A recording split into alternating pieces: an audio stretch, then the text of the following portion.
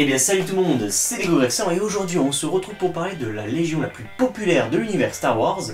Je veux bien entendu parler de la 501ème. Tout d'abord, si on retrace par rapport au film, la 501ème apparaît pour la toute première fois lors de la bataille de Geonosis dans Star Wars épisode 2. C'est donc l'une des légions qui lance la grande et populaire guerre des clones. Par la suite, elle participe à de nombreuses batailles contre l'armée séparatiste afin de pouvoir remettre la paix dans la galaxie.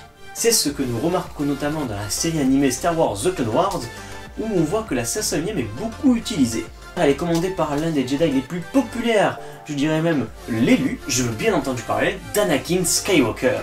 Il est également accompagné par sa padawan Ahsoka Tano et son fidèle capitaine CT-7567. Je veux bien entendu parler du commandant Rex. Étant donné qu'Anakin, attention spoiler, bascule du côté obscur, la 501ème va être utilisée pour faire chuter la République Galactique et donc participer à l'avènement de l'Empire.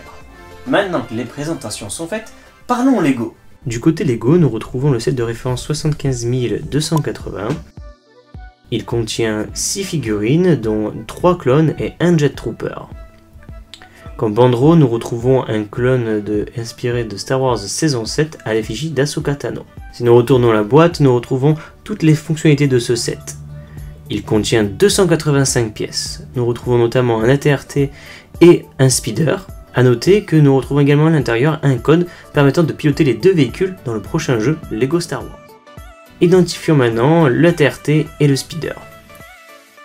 Commençons tout d'abord par l'AT-RT. Il mesure 19 cm de haut, il est équipé d'un canon amovible et les pattes sont articulées.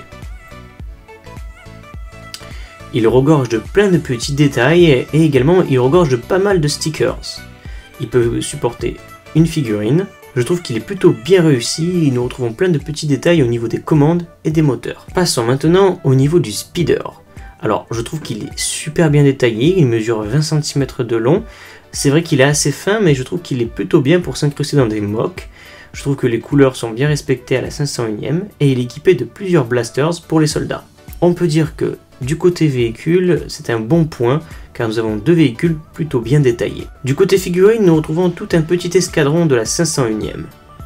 Tout d'abord, il y a 3 clones de la 501ème et ça c'est pas à négliger. Ils sont super bien sérigraphiés et c'est des clones de 2020. Au niveau du Jet Trooper, également la sérigraphie est un peu spéciale. Nous retrouvons un vieux jetpack par contre, bleu. Mais en elle-même, la figurine au niveau du casque et au niveau du torse, c'est super bien réussi. Il y a également 2 droïdes de combat. Je ne vais pas les détailler car ce sont des droïdes de combat classiques. En tout cas, mon avis personnel, je suis totalement conquis par ce set, notamment comme je vous ai dit, par le fait qu'il y a beaucoup de figurines, les véhicules sont sympas.